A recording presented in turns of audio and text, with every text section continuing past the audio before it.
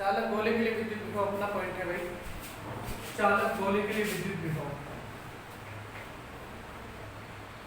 चालक गोले के लिए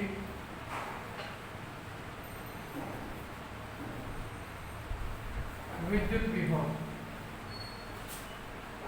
सब बिल्कुल नहीं आ रहा। नजर नहीं आ रहा है? अब सही है सर, अब सही है, नहीं आ रहा। चालक गोले के लिए विद्युत विभव, ठीक है, अब ठीक है ना? अब सही है सर, ऊपर आ रहा चलो कोई बात नहीं। चालक गोले के लिए विद्युत विभव, ये अपना पॉइंट है भैया आज का, ठीक है। अब सबसे पहली बात है, सबसे बड़ी बात है कि चालक गोला किसे कहते हैं? चालक गोला किसे कहते हैं? ऐसा कोई गोला जिसके चारों तरफ आवेश उपस्थित हो, ऐसा कोई गोला जिसके चारों तरफ आवेश उपस्थित हो उसे चालक गोला कहते हैं। ये चालक गोला हो गया आपके पास कैपिटल आर रेडियस का, रेडियस क्या है इसकी? कैपिटल आर है।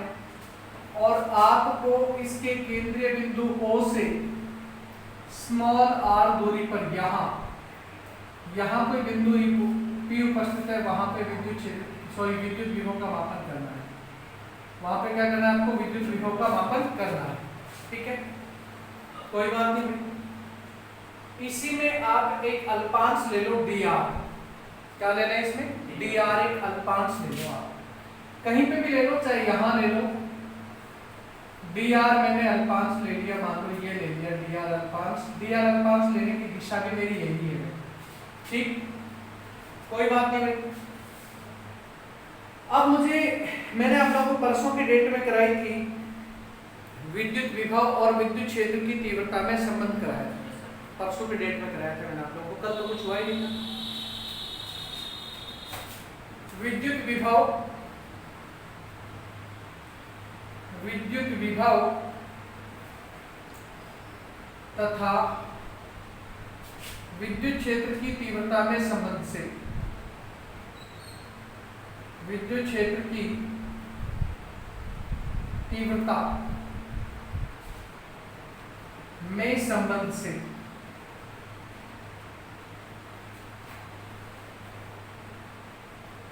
ये संबंध क्या था भाई? आपको पता है dV बराबर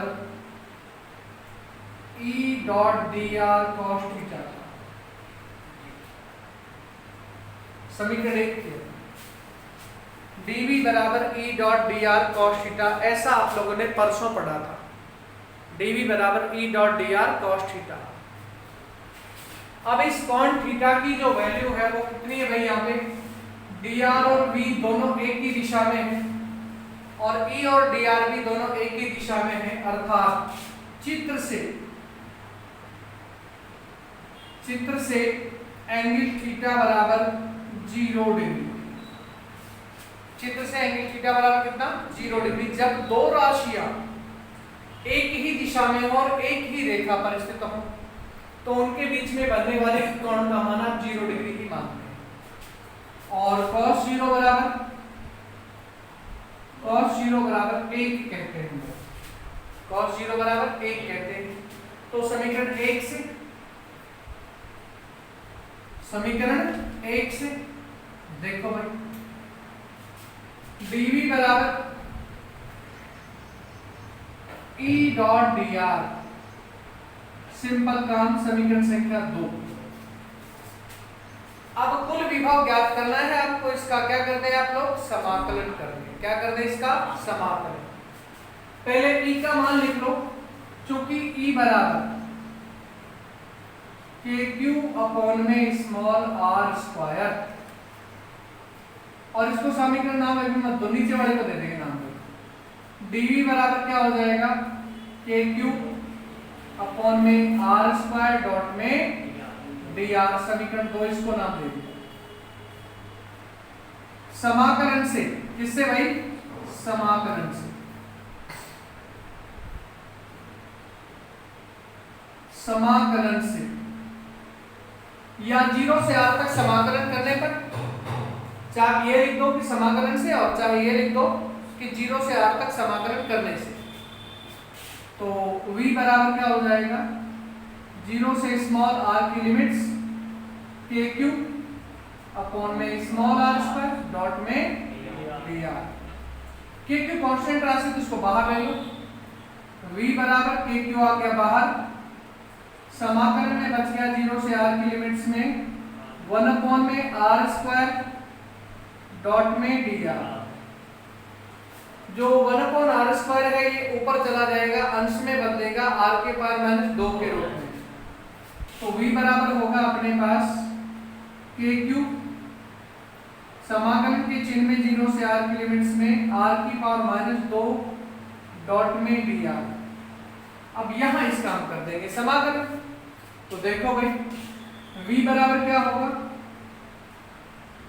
के क्यूब ये वाला ब्रैकेट के अंदर होगा r की पावर -2 प्लस में 1 बटे -2 प्लस में 1, इस बॉक्स को कर दो बंद, लिमिट्स यहां लिख दो 0 से r।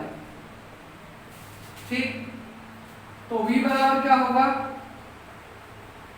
के क्यूब r की पावर -1 बटे -1, नीचे वाला जो -1 है वो आगे जाकर के इसको माइनस प्रकार की बदल देगा। तो v बराबर हो जाएगा के क्यूब अपॉन में r। ये आपकी चालक गोले के बाहर विद्युत विभव की समीकरण होगी, और समीकरण संख्या 3 हम इसे नाम देंगे। इसके बाद फिर अपन दूसरी बात करेंगे, इसके पृष्ठ की बात करेंगे। किसकी बात करेंगे, इसकी पृष्ठ की बात करेंगे, और एट लास्ट इसके अंदर की बात करेंगे, लेकिन वो अपन बातें पर आगे करेंगे। देखो भाई अब आप इस पर ध्यान दे लीजिए, चालक गोले के पृष्ठ पर विद्युत विभव शुरू कर दिया। चालक गोले के पृष्ठ पर विद्युत विभव देखो भाई,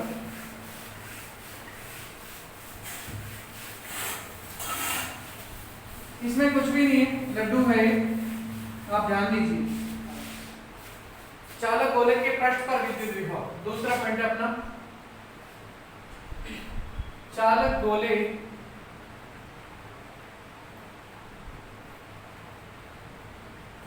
के पृष्ठ पर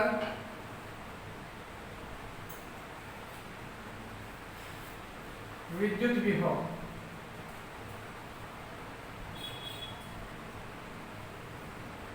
पृष्ठ पर होने का मतलब क्या है भाई, कि स्मॉल r और कैपिटल R एक दूसरे के समान है। स्मॉल r बराबर कैपिटल R। अपनी लास्ट समीकरण संख्या 3 थी, समीकरण संख्या 3 से, समीकरण 3 से Vs बराबर के क्यूब अपॉन में कैपिटल R माइनस आप आगे लगा सकते हो, ये हो जाएगी समीकरण संख्या 4। बस यही समीकरण जो है अपने चालक गोले के पृष्ठ पर विद्युत विभव की समीकरण है। इसके बाद चालक गोले के पृष्ठ के अंदर विद्युत विभव, तीसरा पॉइंट, चालक गोले के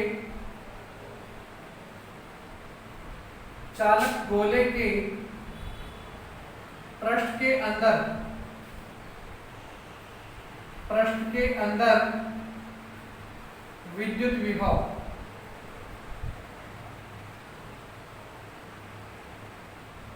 आपको बता देता हूं, विद्युत क्षेत्र की जो तीव्रता थी वो तो शून्य हुआ करती थी पृष्ठ के अंदर, लेकिन विद्युत विभव का मान शून्य नहीं होगा।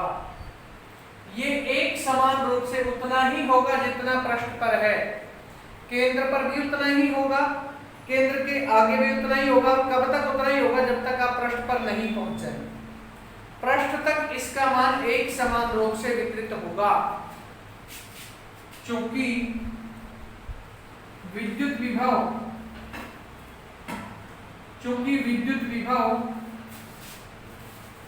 पूरे पृष्ठ पर एक समान रूप से वितरित होता है। वितरित होता है। इसलिए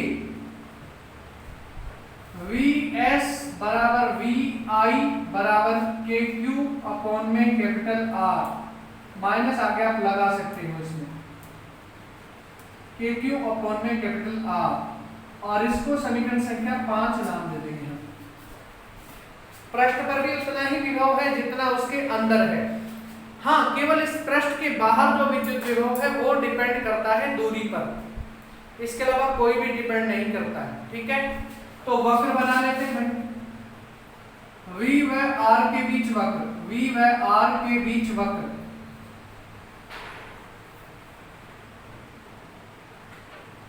V और R के बीच वक्र। देखो भाई, मैं थोड़ा सा यहां बना देता हूं, ये लो, यहां पे मैंने ले लिया R को और यहां ले लिया मैंने V को। अब देखो आप समीकरण 5 पर ध्यान दो, समीकरण 4 पर ध्यान दो, ये दोनों तो समान है।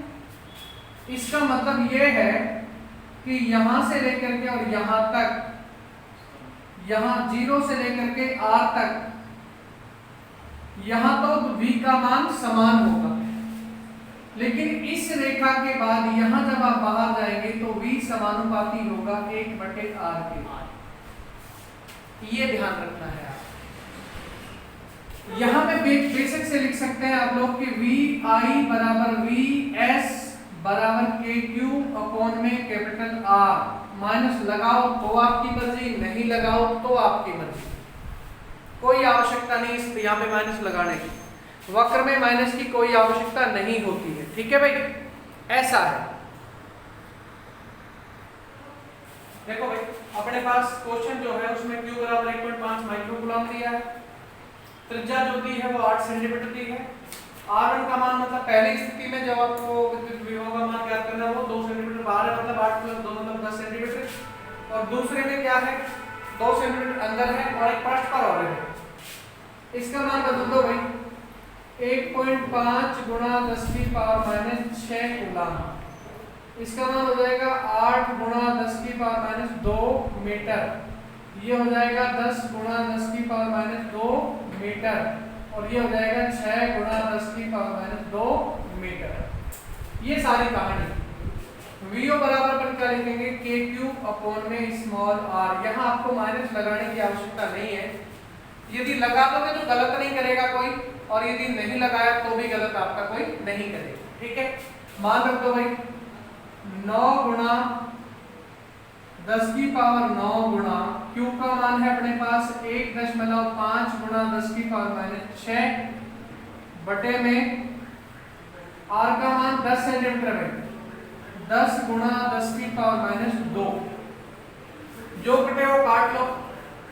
अपने पास ये 6, ये 2 और 9 11 हो जाएंगे प्लस के, तो अपने पास 15 × 135 13.5 बटे 10 गुणा 10⁻11 तो प्लस की और 6 माइनस की, तो मतलब 10⁻+5 बच गई ना।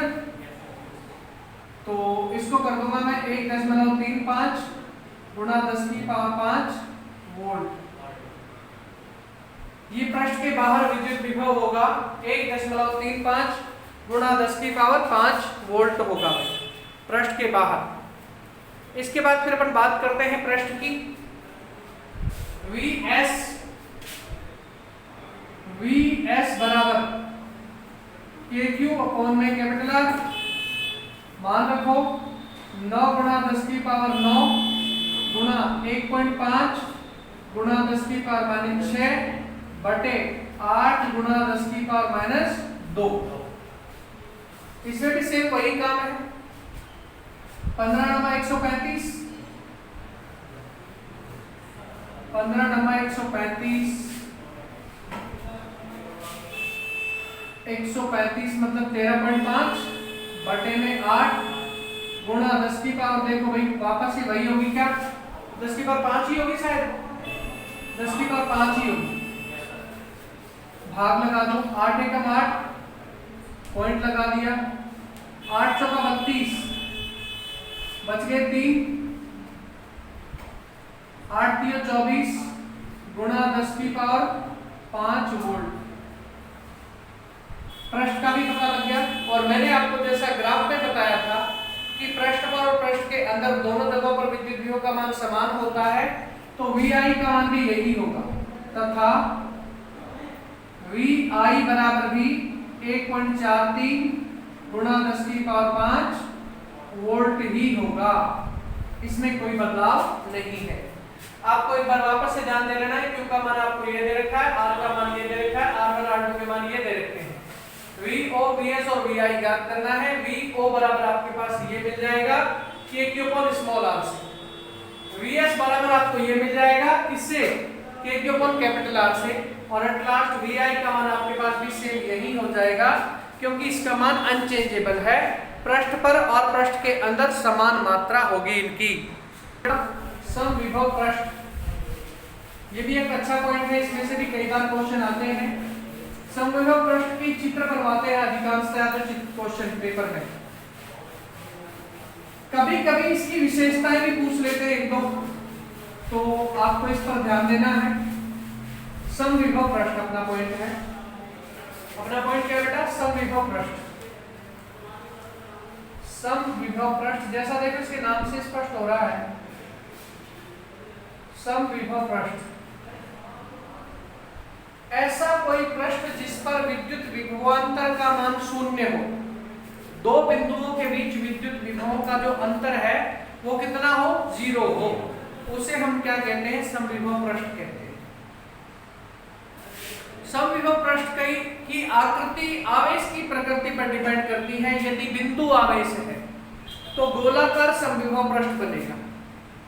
यदि आवेशों का कोई निकाय है, 2 है, 10 है, 20 है, 100 है, 1000 है, और लेकिन वो एक समान रूप से वितरित है, तो समानांतर प्रकार का आप लोग का समविभव पृष्ठ बन जाएगा। देखो भाई, बिंदु आवेश के लिए जो समविभव पृष्ठ है, बिंदु आवेश के लिए समविभव पृष्ठ, बिंदु आवेश मैं केवल इतना ही लिखूंगा भाई। ये मेरे पास हो गया Q, ये बिंदु है भाई। इस बिंदु के चारों तरफ वह क्षेत्र जहां तक ये आवेश अपना प्रभाव दिखाएगा उसे मैं क्या कहूंगा? इसका समविभव पृष्ठ क्षेत्र कहूंगा। इस प्रकार से दिखाएगा ये कि हर जगह इसके विभव का मान एक समान होगा। देखो इस तरह से, इस तरह से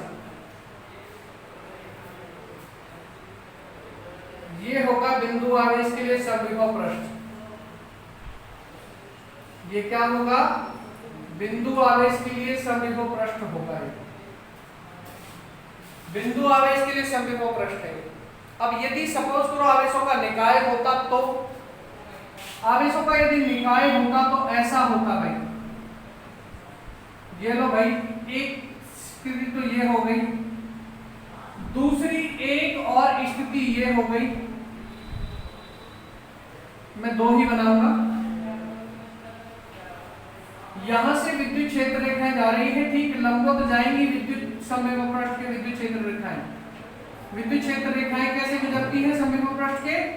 ठीक लंबवत होकर के गुजरती हैं भाई। यहां से एंटर होती नजर आएंगी और बाहर से आगे से निकलती हुई नजर आएंगी। इस प्रकार से ये आपका समविभव पृष्ठ की स्थिति है भाई। ये लो, ये विद्युत क्षेत्र रेखा यहाँ पे आपको निकलती हुई नजर आएंगी। अब इनकी विशेषताएं भी सुन लो। V या E दिखा सकते हो इनको, आप लोग E भी दिखा सकते हो, V भी दिखा सकते हो। एक बात का ध्यान दे लीजिए, समविभव पृष्ठ जो है उसकी सबसे पहली विशेषता होती है कि उसके विभवांतर का मान शून्य होता है। किन्हीं दो बिंदुओं के विद्युत विभव का जो अंतर है वो शून्य होता है। नंबर 1 विशेषता। दूसरी बात क्या है कि समविभव पृष्ठ जो है विद्युत क्षेत्र के ठीक लंबवत स्थिति में स्थापित होता है। जैसे मान लो कि विद्युत क्षेत्र की तीव्रता इधर जा रही है, तो समविभव पृष्ठ इसके ठीक लंबवत इस प्रकार से यूं स्थापित होगा। ये जो है ना, ये जो मैंने बनाए हैं, ये क्या है? ये समविभव पृष्ठ है। और ये क्या है बेटा? ये विद्युत क्षेत्र भी हो सकता है, विद्युत विभव भी हो सकता है। मैं इसको E दिखा देता हूँ, ज्यादा सुविधाजनक रहेगा आपके लिए। इसको मैंने E दिखा दिया। तो ये दोनों क्या है? ये भी समविभव पृष्ठ है और ये भी क्या है? समविभव पृष्ठ है। तीसरी विशेषता क्या है, दो समविभव पृष्ठ कभी भी एक दूसरे को नहीं काटते। दो समविभव पृष्ठ कभी भी एक दूसरे को नहीं काटते हैं। तीसरी विशेषता क्या है, समविभव पृष्ठ पर किसी आवेश को घुमाने के लिए किए जाने वाले कार्य का मान शून्य होता है। आप किसी भी रेट में किसी भी स्थिति में घूमे आप समविभव पृष्ठ पर किसी आवेश को लेकर के, आपको कोई कार्य नहीं करना पड़ेगा, अर्थात आपके द्वारा खर्च की जाने वाली ऊर्जा का मान शून्य रहेगा। तो ये 3-4 विशेषताएं हैं जो आप लोगों को समविभव पृष्ठ के लिए याद रखनी है अच्छी प्रकार से। तो बस आज के लिए बस इतना ही काफी रहेगा। देखिए